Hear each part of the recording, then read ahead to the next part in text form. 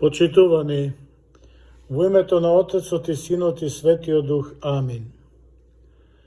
Овој пат ќе се обидеме да ја објасниме великопосната молитва на Свети Ефрем Сирин. Таа гласи вака: Господи и владико на мојот живот, не давај ми дух на мрзливост, безволност, властолюбие и празнословие. Дарувај ми пак на Твојот слуга дух на целомудреност, смиреност, трпение и љубов. Господи цару, дај ми да ги согледам сите мои прегрешенија и да не го осудувам мојот брат, зашто си благословен во вечни векови. Амин. Во време на Великденскиот пост на светите богослужби постојано се кажува оваа молитва. Таа е напишана од познатиот црковен учител Свети Ефрем Сирин и поради него позната како молитва на Свети Ефрем Сирин, а пак поради содржината нејзина се нарекува уште великопостна молитва. Така се нарекува затоа што среде читањето на другите молитви во богослужението ги поттикнува верните на ослободување од основните гревови и подвизите на големиот пост. Оваа молитва се чита редовно во Великиот пост, од понеделник до петок, освен сабота и недела. После секоја прозба се прават големи поклони, а после секој читање на молитвата се изговара: Господи помилуј и Боже очисти ме мене грешниот. Зошто оваа кратка молитва завзема толку важно место во великопостното богослужение? Затоа што во неа се изложени основните гревови со кои се соочува човекот и бара личен подвиг преку покаяние, ослободување од истите. Оти не е доволно христијанинот за време на постот само телесно да се подвизува, туку и духовно. Смислата на постот не се состои само во измачувањето на телото, туку и ослободување од слабостите на душата и усмерување на нашиот живот кон патот Господов. Така мрзливоста, неработливоста, пасивноста, небрежноста се слабости кои го умртвуваат целото наше битие. Тие постојано не убедуваат на невозможност и губење желба и волја за промена на нашиот живот. Тоа е еднакво на цинизам, кој пак е длабоко вкоренет во душата на човекот и на секој духовен подвиг одговара: зошто? Поради таквата состојба често пати ги отфрламе духовните сили дадени од Бога. Безволноста или очајанието е слабост која во секој духовен почеток гледа непријател. Човекот обземен од очајанието не гледа ништо добро и позитивно, туку кај него се сведува на одрекување и песимизам кој води пак кон депресијата. Тоа е дело на најголемиот лажливец, ѓаволот. Тој го лаже човекот за Бога, за светот и е татко на секое одрекување. Очајанието е самоубиство за душата. Таквиот човек е неспособен да го види светот и да се стреми кон неговите убавени и едноставно губи желба за живење. Властолюбието, тоа е желба за власт. Луѓето исполнети со желба за власт немаат правилен однос кон другите. Нивната цел е дограбување до власта, да бидат некој и нешто во општеството. Па зарем душата не ли е дадена од Бога? Зошто сега одеднаш станува егоцентрична, а тоа значи сите други луѓе, па и суштества, треба да им угодуваат и да работат за исполнување на нивните желби. Не е ли Господ Бог владика на мојот живот? Затоа ќе речеме дека властолюбието со таквиот однос на возгордеаност и желба за подчинување на другите коренито го менува односот на душата за што е создадена. Тоа предизвикува рамнодушност, презир, отсутност на внимание и уважување на другите чии плод е немилосрдноста. Празнословие.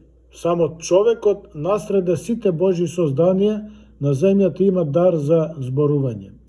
Светите отци во тоа гледаат печат на Божиот образ во човекот, бидејќи самиот Бог се јавува како Слово, вели Свети Јован Богослов во посланието глава 1 стих 1. Во говорот покрај таквата возвишеност, истовремено е и наголемата опасност за човекот. Зошто?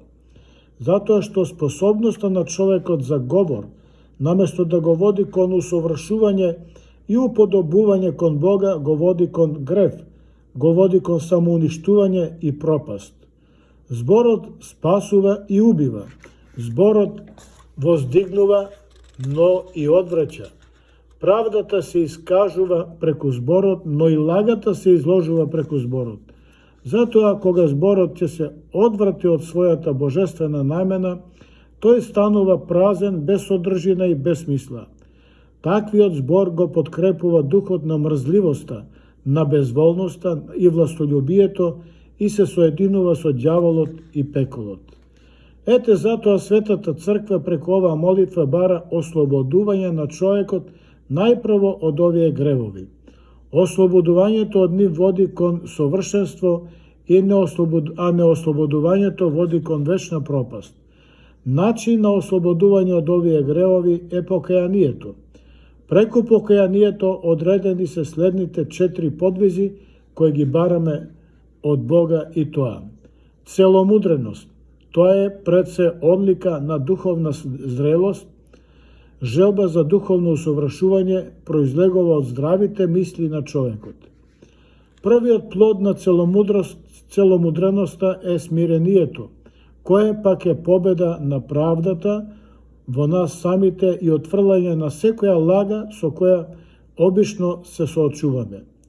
Смирените луѓе живеат праведно, ги гледаат и примаат нештата онакви какви што се и во сите нив го гледаат Божјото величие, кое е доброта и љубов кон секого.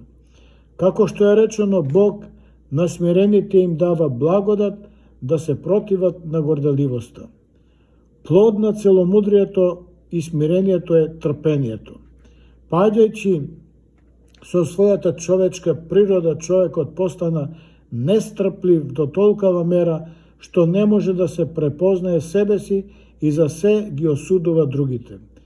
Духовно паднатиот човек не суди според Божјата правда, туку по човечките неправда, според своје наоѓање и своје мислење. Смирениот човек е рамнодушен кон сите појави и случувања, сакајќи го единствено духовното усовршување. Трпението е Божја добродетел. Господ е трпелив не поради негова снисходливост кон нас, туку поради неговата длабочина и далековидност, која ние луѓето со нашиот ум не можеме да видиме. Колку повеќе се доближуваме до Бога, толку повеќе стануваме потрпеливи. Најпосле ќе речеме плод на секоја добродетел и на секој наш духовен подвиг е љубовта. Таа љубов може да ни ја даде само Бог. Тоа е дар кој се дава само на духовно подготвените. Сето претходно е сведено на последната прозба од молитвата во која ние бараме и просиме, да ги согледаме нашите прегрешенија и да не го осудуваме нашиот брат. Но на крај од овие наши барања стои една друга опасност, а тоа е гордоста. Не случајно е речено, гордоста е почеток на гревот, а злото е извор на гордоста. Неспособноста да ги согледаме своите прегрешенија може видливата смиреност да ја претвори во гордост. Затоа светите отци постојано укажуваат дека да се пазиме и одвраќаме од лажното благочестие, кое всушност под прикриеното смирение и само осудување може да не одведе многу лесно во ѓаволска горделивост. Но кога ќе ги согледаме нашите греови и нема да го осудуваме нашиот брат, тогаш целомудрието, смирението, трпението и љубовта ќе се соединат во нас и нашиот најголем непријател, ѓаволот, ќе биде победен и поразен. Амин.